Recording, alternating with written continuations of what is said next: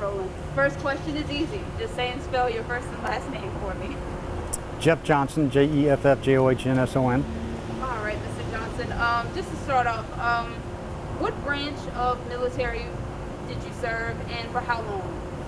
I was in the United States Marine Corps. I was active duty about 10 years, and I was in the reserves for about 18 years, and I'm retired now. Yes, sir. And how long were you in Afghanistan? I was in Afghanistan for 6 months. I went there in June of '09, and I got out in December of '09, or I left in December of '09. Yes, sir. And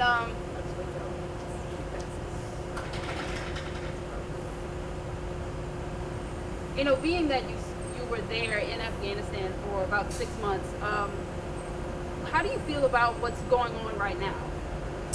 Well, it's considerably frustrating. It's not good, or it doesn't look good. It certainly doesn't look good. I say it's frustrating because I think we've done a lot of good work over there. I think we've done a lot of good things, and it looks like it's about to go all for naught. It looks like it's about to get a lot worse for the coming future. So can you just elaborate a little bit more about why it's so frustrating, and just talk a little more about that, being that you were there for that extended amount of time? Sure.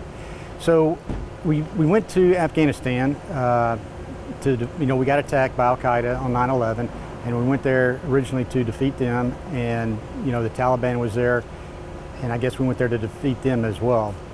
And we did, and I don't know if we killed every single one of them, but we pretty much defeated all of them, or a lot of them. Okay, and so then we stayed there for all those years, so they wouldn't be able to reconstitute and rebuild and come back and attack us again. And for 20 years, I think we've done a good job on that. There's been no attacks on America since then, and Afghanistan's come a long way in that time. What looks like it's going to happen now going forward is it looks like the Taliban's going to come back in and they're going to take over, and once they take over, they'll let the Al-Qaeda back in, and there's even some reports that says ISIS will come back in, and then if that happens, ISIS and Al-Qaeda have international grasp. It looks like they'll start making terrorist attacks again in the future. So that's why I'm saying it's kind of frustrating.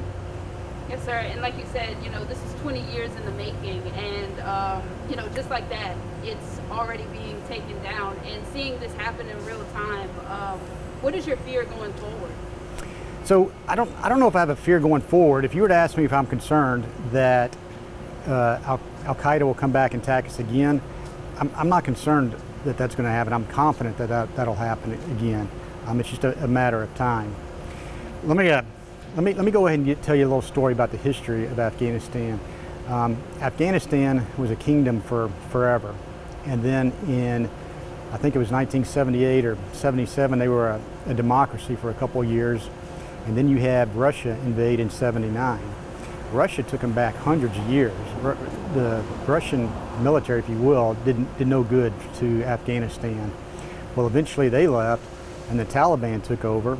And the Taliban took them back to like the 5th century. Women can't go to school, and men really couldn't go to school. Some did. When I was there were reports of the literacy rate around 30%. So you imagine you have a whole wide range of people where only 30% of them can read and write. That's not good. And with women, it was even less. So we went in there. We defeated the Taliban. We defeated Al-Qaeda, and so you have this country here. Well, if you think back to the 5th century, they really didn't have much of a government. They didn't have many services. They didn't have anything. And so if we would have left, it would have been ripe for someone to come in and take over it. Now, if you combine that with, there are poppy plants all over the place there. That is a heroin supplying country. Going forward, that's going to be all over the place. Now, if you think about poppy and you think about heroin and you think about drugs, that always brings a lot of corruption. Okay, so there's a lot of corruption. When I was there, corruption was rampant, and so I think we should have stayed there. And when I say we, it's not we America. It was we and NATO, and it was actually more than that. NATO had about 27, 28 countries there. There was actually about 20 other countries there outside of NATO, so it was about 50 countries, and that was the organization called ISAF. And so we were there There's other countries there. They were trying to help bring Afghanistan into this century, and I think we did bring them into this century, but we didn't bring them into an area, the capability to defend themselves against the Taliban and against the drugs that were there. And going back to the time that you spent in Afghanistan, you were there for 6 months. Can you talk a little bit more about your experience with the people there, serving there? What was it like for you there? So I was at the ISAF headquarters. I was in downtown Kabul for most of that time, 4.5, 5 months, and then I was actually at the airport for about a month or 6 weeks, something like that. And I wasn't able to get out off the compound that much. I was able to get out a little bit, and then experience some of the people. The compound where I worked, there were a lot of Afghans inside working in there. I always thought they were decent people. I always thought they were real nice. And as I say that, there's terrorism out there. They're not all nice, but I don't have any bad experiences working with any of the people that I was there.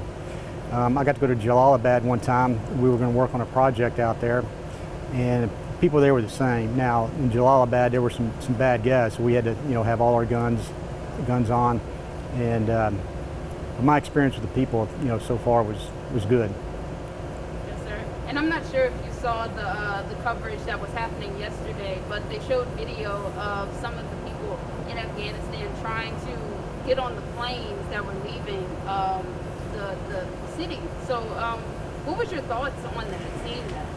So there's been a lot of disturbing pictures on the news lately. The picture of them getting on a plane running out on the runway. You got to realize they're in a desperate situation, and it's try to do whatever they can to get on that plane to get out of there. If they stay there, there's going to be a lot of death going forward. There's going to be a lot of torture going forward. The Taliban they're not friendly people. They will torture and kill women, for dumb things. I saw a picture of them painting the signs of stores. That's a death penalty, crime, if you will, to them.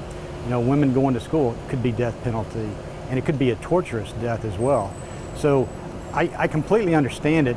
And one thing that's frustrating about that is there should have been enough U.S. forces there to prevent all that from happening.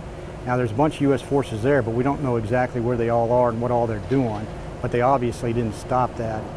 I don't think there's anyone on the planet that would say it's safe to go out and chase after an Air Force aircraft on a runway. I'm sure some of them died, but that's not good.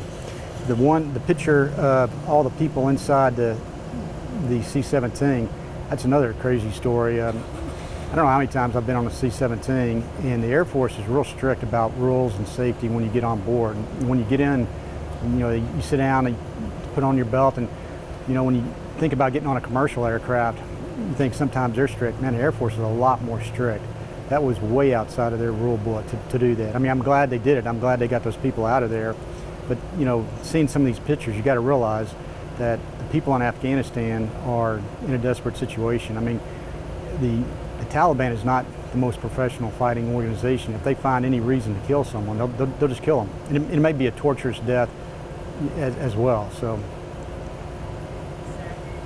Is there anything else that you'd like to add, or anything you feel like I missed that you'd like to Let me look at this real quick. All right.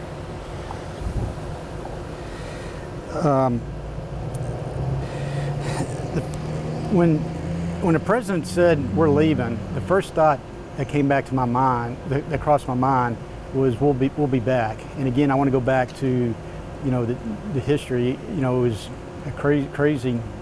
It was a kingdom before, and then they had this little democracy, and then Russians went in, and then the Taliban went in, and they had this crazy oppressive government, the Taliban. Well, the Taliban is there, and again, they're going to make it available for Al Qaeda and probably ISIS to come in.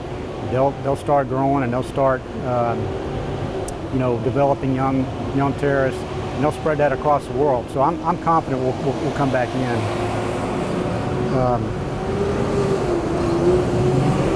If I could talk a little bit about presidential history and some of the mistakes we've made.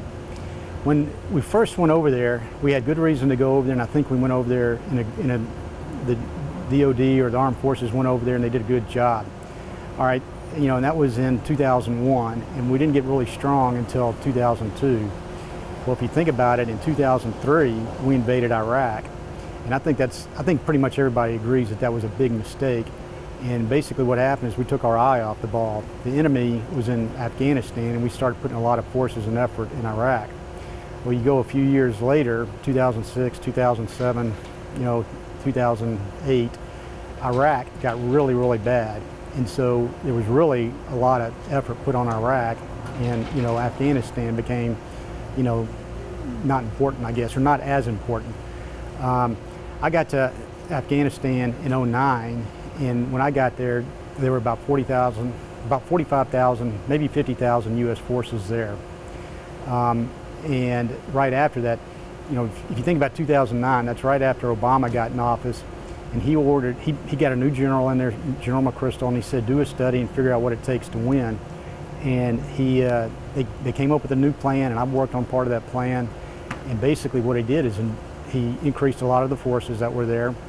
After he increased, they changed some things. They started paying the police, they started training the police, and I believe they even started paying the Army. And NATO brought in a whole bunch of extra forces, and so there were a lot more forces there, and there was a lot more ability to accomplish the mission. Now, when I left, I didn't realize this when I first got there. When I left, I was confident that we would not have won had we not changed those plans. Well, so if you think about it, those forces stayed there for quite a while, and it's shortly after they got there, violence went up. Well, and I believe it was in Obama's second term that, NATO and America, we're having a lot of forces over there, there's not a lot of violence, so why do we have them? So he reduced the numbers. Okay, and when he reduced the numbers, the violence didn't come back up. Okay, President Trump gets in there, and he brought the numbers way down. I believe when Obama left, I want to say it was 25 or 35,000 troops, something like that. And when Trump left, there was 2,500 troops. Not 25,000, 2,500 troops. And if you think about that from a military standpoint, I mean, that's a small amount of troops. And Afghanistan's a big country. It's not as big as the U.S. But I Googled it before I came out here. Kabul to Karachi. Karachi's in Pakistan, but that's where you leave. Afghanistan's a landlocked country. Is a 24-hour drive, and so I mean that's a long ways to go. Now, if you think about 2,500 troops in that big area, and they're not all fighters. They don't all have guns. I mean, you have to have medical personnel. They had planes. You have to have fuel. You have to eat. Someone has to provide food or something like that. So of those 2,500, I mean, I'd be surprised if half of them were trigger pullers. So that, to me, that was a liability. And, then he turned it over to Biden, and Biden had increased the troops. Biden now has ordered the withdrawal. So I don't necessarily think that's good. Something else that I think, well, so if I go back and, talk about maybe some of the things we should have done, going into Iraq, like I said, was a big mistake. I think the increase in troops were good. I think that made it a little more peaceful, not a lot, made it more or less violent, if you will. I kind of wish Obama would have left those troops there, but it was a large number of troops, and when you have a large number of troops, you have a large cost. But people were getting tired of being over there, and then Trump came in, and he dropped those numbers down a whole lot more.